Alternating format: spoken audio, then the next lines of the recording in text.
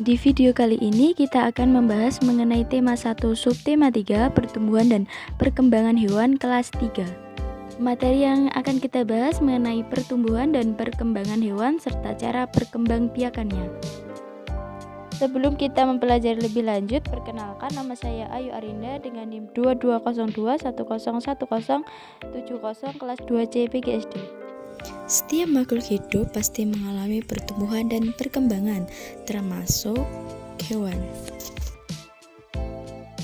Sebelum ke pembahasan selanjutnya, mari kita mempelajari faktor-faktor yang mempengaruhi pertumbuhan dan perkembangan hewan. Yang pertama, faktor internal meliputi faktor genetik dan hormon.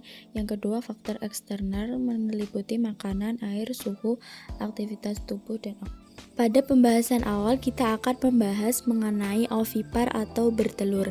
Ovipar adalah proses reproduksi yang mengakibatkan telur dikeluarkan, berkembang dan menetas di luar badan induknya, atau secara sederhana disebut dengan bertelur. Contohnya seperti ayam, angsa, burung, ikan, katak, dan serangga.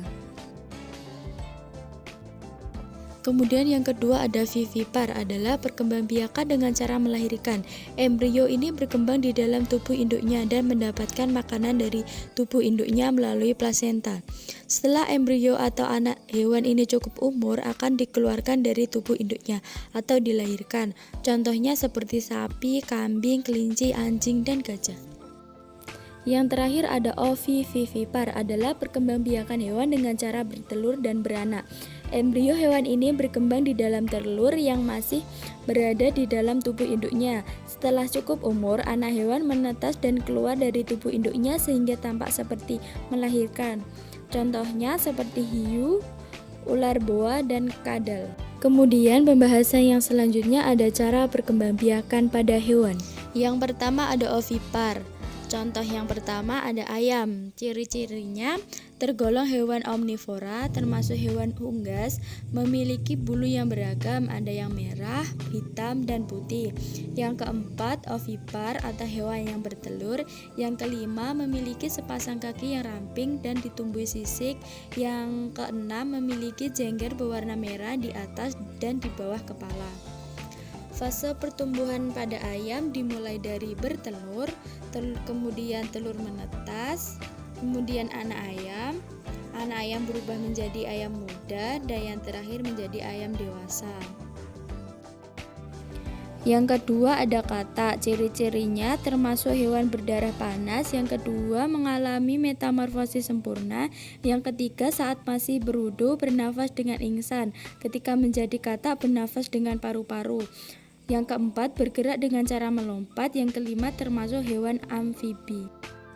Kemudian fase pertumbuhan katak dimulai dari telur, kemudian kecebong tanpa kaki, lalu kecebong dengan kaki, lalu berubah menjadi katak kecil, kemudian berubah menjadi katak yang besar atau katak dewasa. Kemudian yang kedua ada vivipar. Contoh yang pertama terjadi pada kucing. Ciri-cirinya yang pertama berkembang biak dengan cara melahirkan atau vivipar.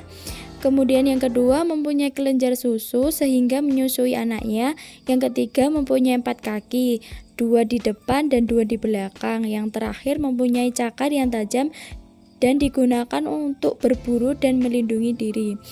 Fase pertumbuhannya dimulai dari anak kucing, kemudian kucing kecil, dan berubah menjadi kucing dewasa.